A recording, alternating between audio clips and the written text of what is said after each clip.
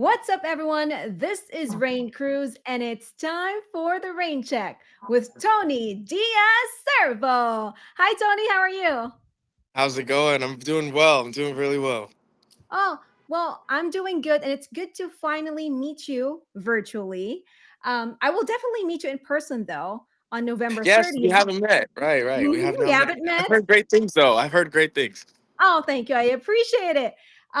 So for you, I will definitely meet you on November 30th at UNF 21 because you will be back in action against Anthony Romero. On a scale of 1 to 100, how excited are you to be back inside the UNF cage? Ooh, can we go higher than 100? Ooh. Right, 101, 102, 103. I'm super excited. I've been, very anxious to come back into the cage, especially the UNF cage. I got to experience the Club UNF last summer, and that Mhm. was amazing. And I'm just excited to be back. It's long overdue. Yeah, and you mentioned Club UNF last summer, UNF Right. 10. And by the way, crazy jabs. That was amazing. You got knockout of the night at UNF 10, Club UNF. I bet like the whole club was just like on fire when they saw those crazy jabs. Yes, You yeah, didn't even hear that was them. insane. That was insane. I watched back the fight and I heard the interviewer. He was like, "Those are jabs. Servo's knocking him down with jabs." That was funny. That was really funny. That's amazing. Now I saw how you celebrated. You went like on top of the cage and you could just hear the crowd like cheering for you. Take me back to that moment after that victory. And I was partially in shock, and then Uh-huh. also like I knew I was expecting it at the same time. I had never gotten a knockout before, so I didn't know how it would feel like, but I guess that's how it feels. And I was on 10. I'm not the most I guess aggressive person when it comes to like fighting. Like I'm not really mean mugging you to try and hurt you, but Mhm. that part of me came out for sure when I finished him and knocked him out. I jumped on the cage. I was yelling. I was on 10 for sure. I was on 10. That's amazing. That's amazing. And I could just see the pure joy on your face like Yeah. after that victory. So how do you stay on top of your fight game when you have a long break between fights? Because that was your last bout back in July of 2023 and you've been kind of like on a hiatus. I guess that's like the Mhm. best way to put it. And then you'll be Right. back in action this coming November. How do you stay on top of your fight game? Well, the reason I took the hiatus in the first place was I broke my wrist at the top Mm. of the year. On New Year's Eve, I Mhm. was doing extracurricular stuff. I snowboarded for the first time. Yeah, that I did, and Mhm. I broke my wrist that way. And it was kind of like a blessing in disguise because it turns out it helped me have a balance in my life with Mhm. friendships, relationships, um, and then my other ventures of life that I'm pursuing. So I think this year taking that hiatus has taught me how to have a balance, so that way it's not just fighting all the Mhm. time because that can be draining as a martial artist, and how to just kind of spin the plates, balance all the plates that you have. That's good. I'm sorry, by the way, about that injury. Like, you're all It's all better right. now? I mean, like I said, it was a blessing in disguise. It Yeah? really had. It allowed me to open a lot of different doors. So, I got a lot better. So, hey, I'm happy with it.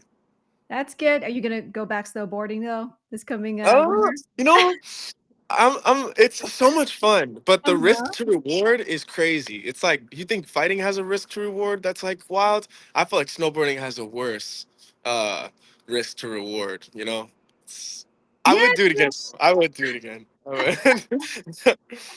I've never done it. I've always been scared, so props to you for Well, trying. I would say this: don't go on a black diamond your first time snowboarding. Even if you like did good and you feel Uh, confident, don't do it. Don't do it. okay. Bad idea.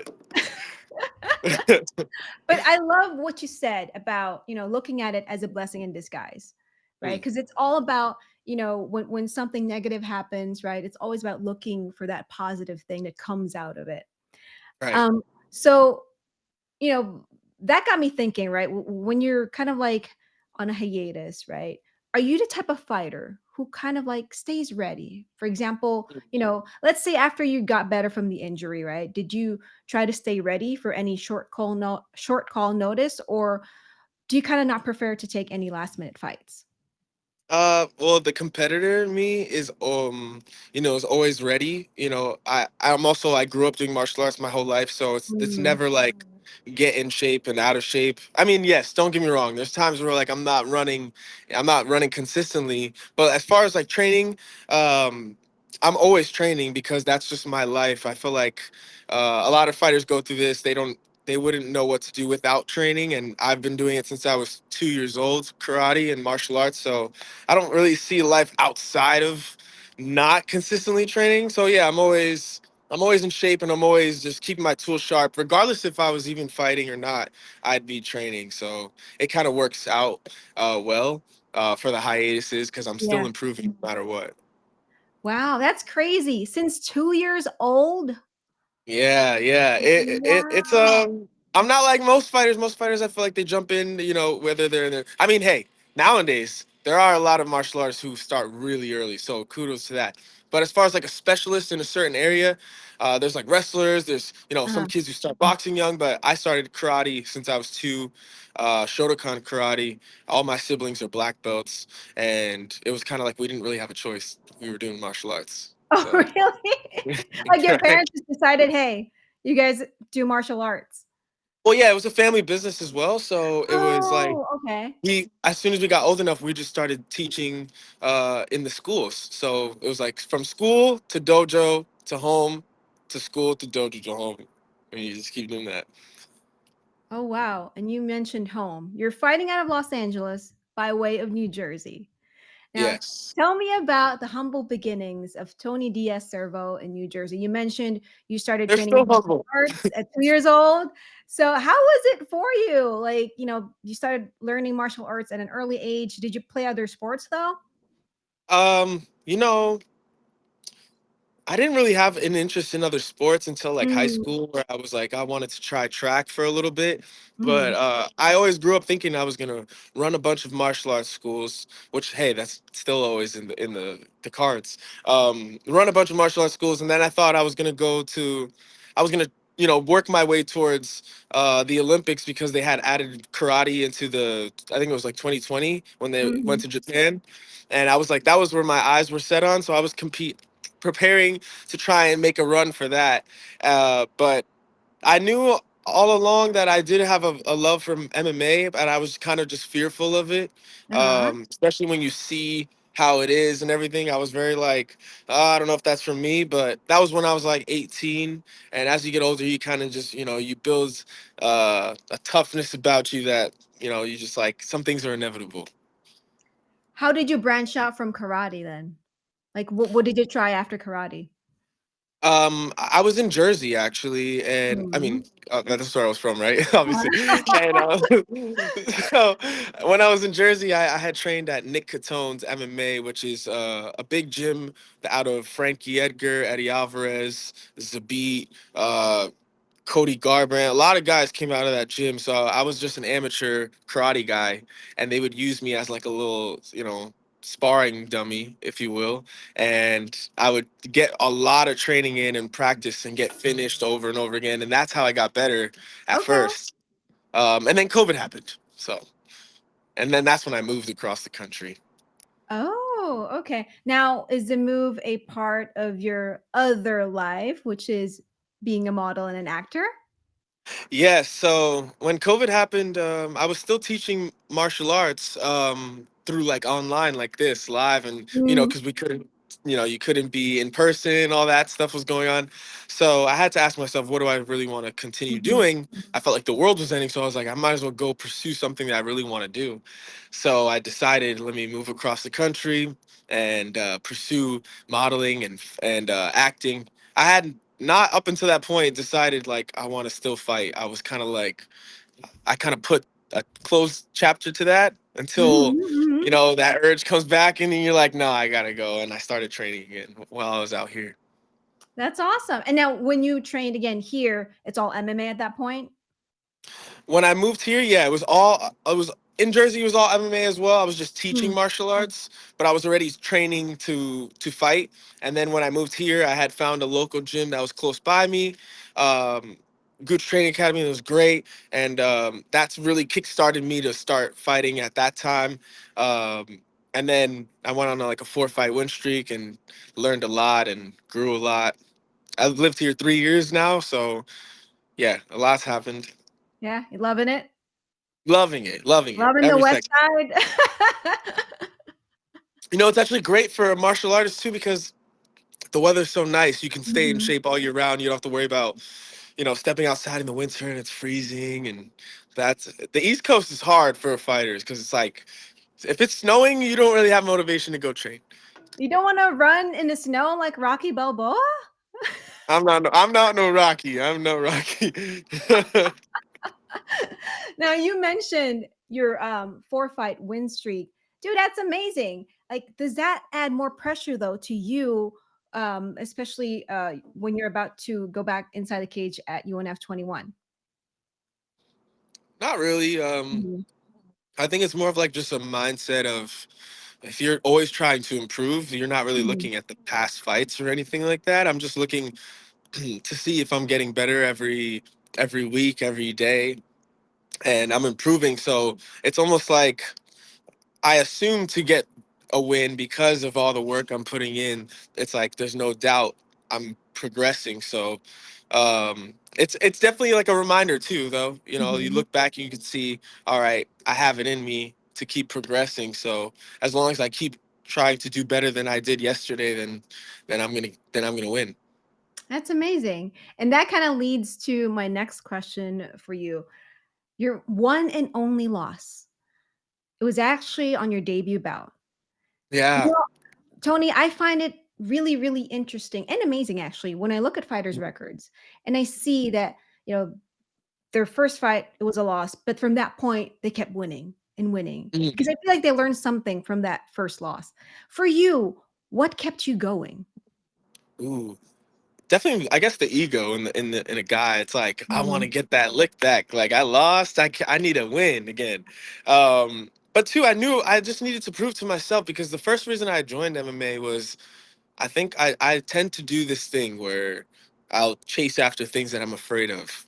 So mm, I was mhm, really afraid of fighting. I was afraid of being in front of the camera, so I decided to model. I was afraid of like a lot of weird things that normally people would run away from. I decided let me chase it. So fighting was one of those things where I was like I need to go chase after that. And when I got that first loss, I knew I needed to get it back eventually.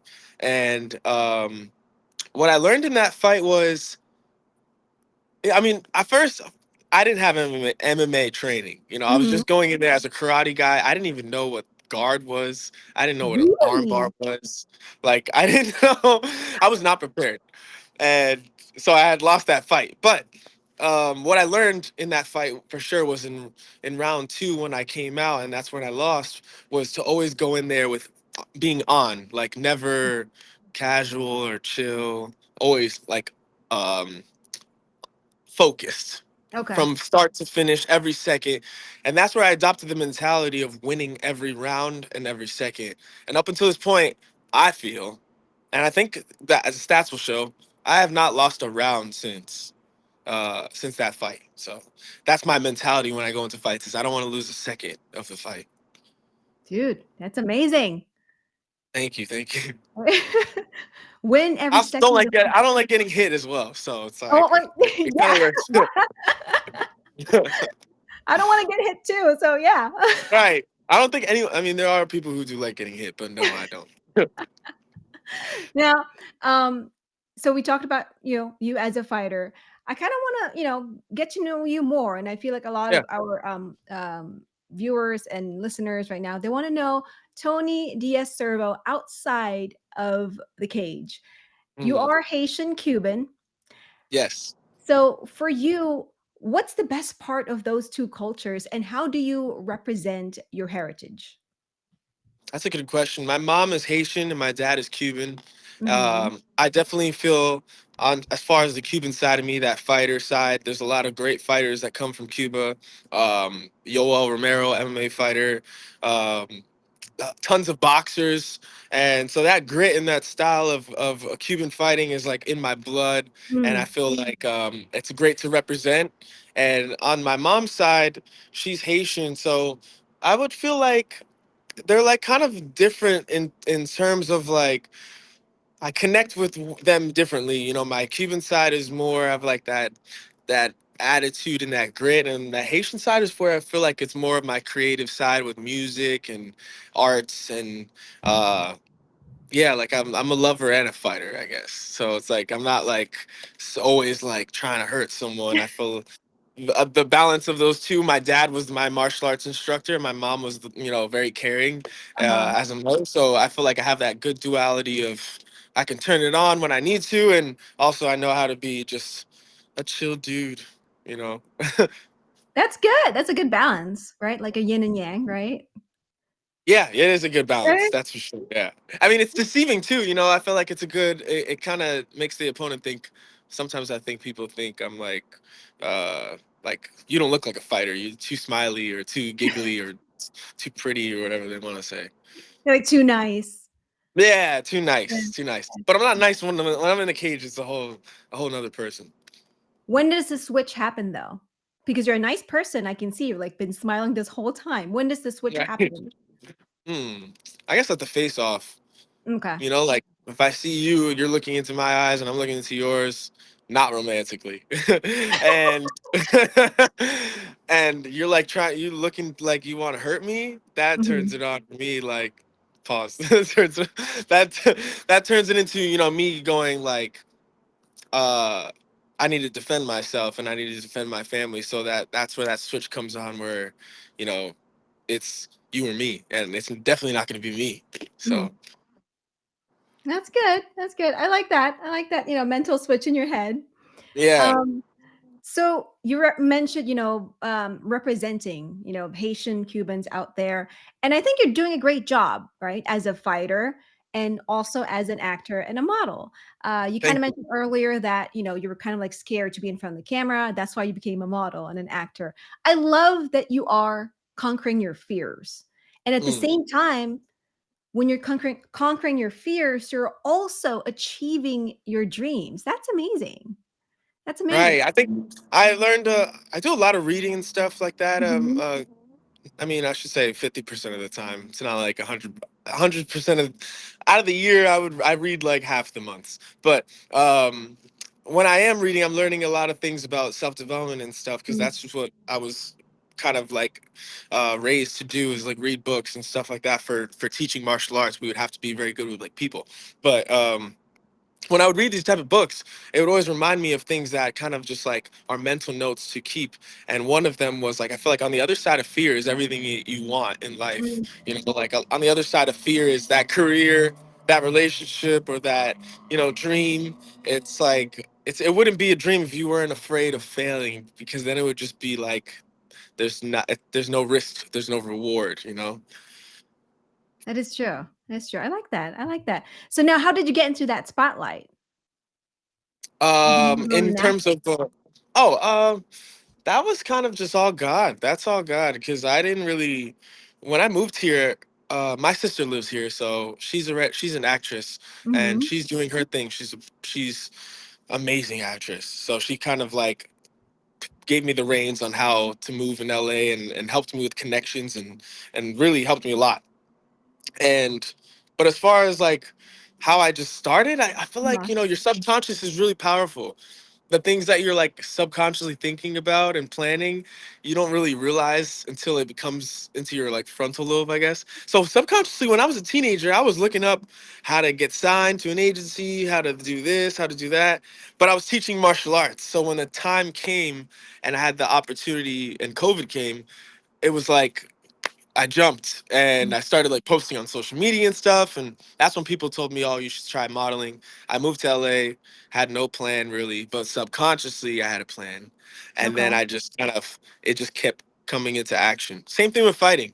I was like resistant of it until until like I finally came to terms with it, and then I just went after it. Dude, it's like when it's your destiny, right? It somehow finds you. Oh, it finds you. I can't tell you how many times I've tried quitting fighting, and it still finds me every time. That's amazing. That means it's for you, right? Right, right. I mean, hey, it is. It's definitely for me. I just have to be for it too, you know. So it's like Mhm. it's a tricky. Yeah, I guess when something is meant for you, it's meant for you. Yeah, and I really do think that you love it because, there's a lot of work that you guys put in, when you're a fighter, and I feel like, you've been training for it. Dude, if you didn't love it, when you had that time off, you probably would have said, okay, I'm not gonna take this, fights anymore. I'm good. I'm good. Yeah, I love this break, right? But no, you stayed on top of your game no matter what, and now you will be back in action again this coming November. So I think you really Yeah. love the fight game. No, yeah, I know. I definitely do love the fight game. As much as I pretend like I don't, or that other side of me doesn't, I know I do love it. Especially when you take into account your 24 hours, and Mhm, half those hours are just me either watching the next UFC fight or watching the mhm. next up and coming fight. Um, and it's like in my day to day life and conversations and in my thoughts. So it's like it definitely it lives rent free up here for sure. So I know it's a part of me that definitely I'm passionate about, because you can't not be passionate about this and then sacrifice all this time and effort and training, and you're beating up your body. Your Mhm. social life is just all over the place. Everything is there's not really I said balance earlier, but there's really not a balance. You just have to find your own rhythm to it, and hopefully it works for you. Yeah, it is true. It's about finding the balance between, like, the things that you love to do, right? Right, yeah. Right. And, like, so, you're trying to balance, fighting and modeling and acting. Now, I gotta ask you this, Tony. What's Oh, your okay. secret? Because as a model and an actor, you need to keep your face, you need to protect your face. How do you protect your moneymaker, especially when you're fighting? I get this question almost every time I tell someone that I fight. They're like, how you're supposed to protect your face? And then I just say, don't get hit. That's really my answer. Um, and then it sounds like I'm not being arrogant or anything. I'm just like, it's serious. Even to win the fight, even if I wasn't modeling or acting, you still need to not get hit. So it kind of like, it makes sense. Don't get hit. And then I think that's what makes me work even harder than most people, is because I'm working extra hard because I know I can't take a risk in getting hit in the face. Mm, So mhm, when I'm training in the gym, I'm even training. We just had sparring today. mhm. You wouldn't think I had sparring, maybe, I don't know, but um, I do my best to not get hit because I still have to work. And sometimes there was like the last two fights that I had done. I had a shoot after the fight, and Ooh, I was limping, but I didn't have any scars on my face, so that was good. But I was limping more from like me throwing kicks or something like that. So okay, okay. You were still able to work it. You could still I was smile, still able like, to work. "Oh." Yeah. I was definitely risking it though, like cutting it close. Like the shoot was literally the day after the fight. Hopefully, I'm not doing that again. Not again. Yeah. The next one's like a week after the fight, but Okay, okay. That's good. That's way better. it's way better. Yeah, it gives me some time. That's awesome. Now, you are a definition of a dream chaser, right? Like, you wanted a model, you became a model. You wanted to act, you became an actor. You wanted to fight, you became a fighter. Any other dreams that you want to accomplish? Well, I feel like I'm still on the verge with those three things, so Mhm. they're ever progressing, I guess. What else? Hmm. I mean, I'm always changing, so it's not like I don't know. Today I'll want those three things, but maybe tomorrow I want to add a fourth or a fifth. I do love music as well, Okay. so I write music, I create music a little bit. I don't really tell people because I'm kind of like shy, um, but yeah. So I guess maybe music, man. I want to drop a song or an album, maybe. Okay. So, And then at some it's funny point. though because I know other people out there would be like, "Oh, this guy, look at him. He just thinks he can do all these things, and he's so not focused. You got to pick one." And I'm like, "Hey, a long time ago, I used to think I had to pick one thing, and I was super wrong. So I don't really adopt that mentality of like you need to pick one thing and focus on it."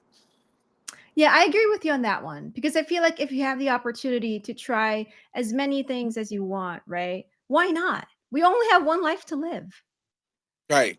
I mean, hey, people have multiple kids. Imagine someone telling you you have to focus on one kid. You can't have more. No, I don't have any kids. Just making sure. But that's a good. I feel like that's a good example. I mean, hey, it's like these are your kids. All these Mhm. different careers and passions that you have. You're not gonna. Maybe sometimes you may neglect one or two, but like then you recalibrate and you show love again to your kids. That's how I see it. Goes back to what you're talking about earlier about balance. Right, right. And that is really what's kept me sane. I feel like when I can't fight and I was Mhm. injured, I was able to do my other talents. And you know, it's a good balance too because fighting can be very stressful and draining and it takes a lot of mental out of you. So the other sides of it are kind of like rewards to me. You know, like when I book a shoot, it's like, yay, that's this is what I this isn't really work to me. You know, physical labor is work, picking something up and moving it. Uh, so I'm very blessed to be able to do multiple different things that kind of like all scratch my brain. Amen, man. Amen. Not everyone gets that opportunity. And I'm glad that you are Right. grateful and then you I feel like you take the time to stop and smell the roses too. Yeah. Oh, not enough. I Not mean, enough? yeah, Okay. I mean, myself. That's one thing I had to work on this year, and I'm still working on it. Is like the self doubt. A lot of like your internal talk. Sometimes I don't smell the roses, and I'll be very critical of like, oh, I'm not good enough, or this or that. I'm not working hard enough, or stuff like that. I know a lot of people go. Obviously, everyone goes through that. Everyone's self talk needs work, but I do like to try my best to be grateful and not focus on like the things because it can get um you can fall into a trap, especially living in Los Angeles. I feel like you can fall into a trap of like peeking over the fence and seeing what someone else has and feeling like, especially when the other people are fighting you wish you're fighting, you're like, man, I want to be in that card, I want that belt, blah blah blah. That is true. Like, that's how it is here in LA. It's like, I Right. feel like we're not doing enough, right? Yeah, yeah, that's how everyone's mental is like that. Oh, I want to be better than the next person, but everyone's got we're with what we're given, it's Mhm. plenty. I feel like I that's a good agree. reminder. Yeah. I agree. Now I gotta ask you this real quick because you mentioned, hey, you might want to make music down the line. So Right. when you make that album drop, when you have that first single, you're already an actor. Are you gonna lip sync your video, or are you gonna actually sing it, like Well, I live? mean, hey, well, it's not that they're lip singing it. I've done music videos as like a background character and stuff like that. It's like there's a mastered version of the song, Uh, so that one needs to play over than okay. the. But So yes, I guess as so. you're shooting the music video though, are you just gonna be like, opening your mouth, and like lip singing the song, or No, would you I'll do feel the like whole thing. more I'll do the whole. attached to it if you're like actually singing it? Well, at that point, yeah, no, I'll do the whole thing, and I'll have a vocal coach to make sure I'm on track with that. But I don't know. Hey, who knows? I feel like it's definitely in the future. Yeah, Music video coming soon. there you go. Gotta watch out for it. Yeah, yeah, yeah. That's awesome. Now, speaking of videos, I saw Mm, your amazing video of calling out sponsors and brands to partner with you for your upcoming bout at UNF 21. Now, right. I'm going to give you this floor, Tony. If you can call out any brand, any sponsor to partner with you, any dream brand, which one would it be?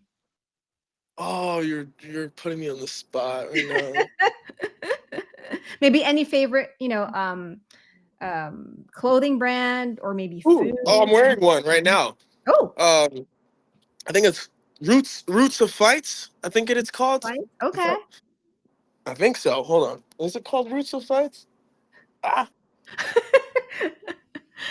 yeah, I think it's Roots of Fights. This is the Muhammad Ali one, which Nice. is amazing. I love these hoodies, and they actually sent me this, and with a pink one as well, and it's got like a quote on the back, Muhammad Ali. Nice. So yeah, if they could sponsor me or Nike, hey, I mean, I don't know, whoever. Oh, Nike, call Tony. Hello, Nike. Yes, Yeah. And the other one is Roots of Fights, you said? yes, yes. Roots I of hope I'm Fights. saying that right. I think I. Oh, wait, it's right here. Yeah, yeah. Roots of Fights. Roots of Fights. Hi, Roots of Fights. Yeah, Call Tony right now. yeah. Call me up, DM me. Um, yeah, that'd be great. I mean, hey, any sponsor is a good sponsor. Yeah. And I love that you're actually wearing it right now. You're representing. Right, right. Well, I just came from sparring, so this I like to wear this hoodie because it kind of gets me in the mindset, like Muhammad Ali, a channel my inner Muhammad Ali. What's the Yeah. matter with you? You're Yeah. channeling that energy. That's awesome. Right, right. Now, you are a young man, 26 years old, 26 young, actually, um, Yes. who's out here chasing his dreams. What's your advice to someone who might have like big dreams too, but they're scared to take that first step? It's a good question. I guess, like we said earlier, just know on everything that you ever wanted is on the other side of fear. You know, you can't really you can't avoid fear in life. It's gonna always come in different forms. Mhm, So it's just like getting used to that feeling and overcoming it over and over again is like you're training that muscle to overcome it. Because like, let's say you do get confident enough to something's not scary anymore until the next thing that is scary, right? Like, in terms of, let's say, making money, it's scary to make this certain amount of money, and then you reach a new level, and then there's always like new levels to reach, and there's new fears to conquer. So I guess the first one is like, it shouldn't be the hardest one, really. It's not going to be the hardest one, or maybe it will be the hardest one. I don't know if my first fight was like the hardest thing to get over, but um I think I was more naive, so I okay. was more confident, So I was like, I got this. This is gonna be easy, and then I lost. But I would say, yeah, just know that everyone deals with fear, and the difference between you and someone else is someone lets fear uh, win by just not trying in the first place, and then there's those other type of people who just, even though they are afraid, they still do it anyways. Like I think someone said, uh like, you can't be courageous without being afraid. Like, then there's no courage, right? Like, it doesn't exist if you're not afraid. You can't be courageous. So to be courageous, you have to be afraid of something and then conquer it. I like Hopefully I that. said it right. I like that. I've seen your Instagram and I love how you make those video reels. I feel like you should use that quote for your reels. Right, I should. I try. I feel like sometimes people think I'm just a good looking face and like kind of stupid or whatever. And I'm like, I have a lot to say. I just don't know sometimes how do I want to say it or when I want to say it. But I guess I'm going to be more outspoken now, and I'll Mhm. start putting quotes up and stuff. No, that's good, man. And the thing is, you'll never know who's watching. You'll never know who's listening or just scrolling through. They could be like feeling like, okay, I can never take this first step, and then they Mm, see your quote, right, and feel motivated. They see your video, and then they feel like, oh my god, like this person tried to achieve his dream, and look at where he is now. right. Yeah. Yeah. There's so many people that I've been inspired by. Um, Mhm. that got me here today, that got me to where I'm at, and I never really take the time to think I'm inspiring anyone else because I feel like I haven't done enough yet. But I know there is someone out there who's watching probably and thinking, man, I want to take that first step into whatever thing I'm afraid of. So if you're watching this, then just take that first leap regardless of the result. The most important thing is you trying, because, oh, that's a big one that I just came to this realization was, there's like this two type of people. There's either the people who are watching you overcome your fears, and then there's you overcoming your fears. You know, like you're either one Mm. person. You're watching people do it, or you do it. So, which one do you want to be?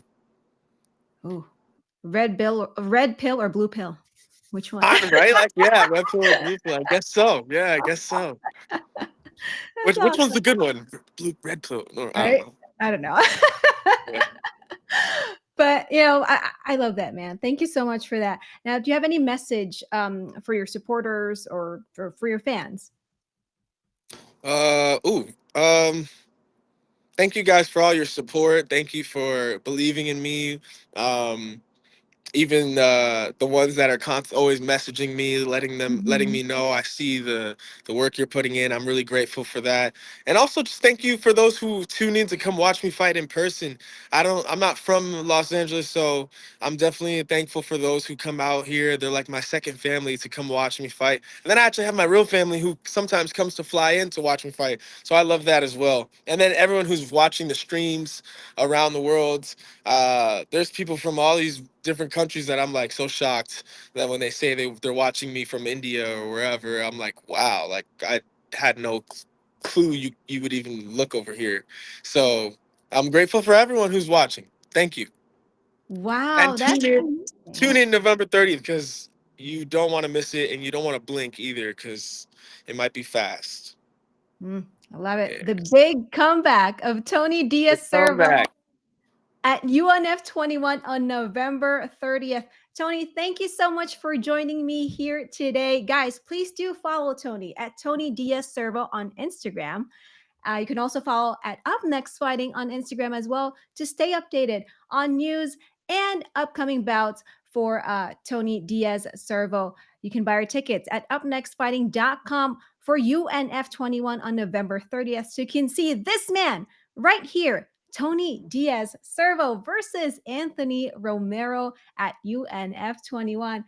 Tony, thank you so much again for joining me here on the Rain Check. I really, really appreciate it. I will see you at the weigh-ins actually before Yeah, UNF see you 21. at the weigh-ins. Yes, yes. I'll be really skinny and then a little hangry, but I'll be nice. You'll have that big smile on your face. Yes, my cheekbones caved in, but yeah. That's awesome. Thank you so much again. He is Tony Diaz Cervo. I am Raine Cruz. This is the Rain Check, and we are checking out. Thank you, Tony. Bye. Thank you, Rain. Bye.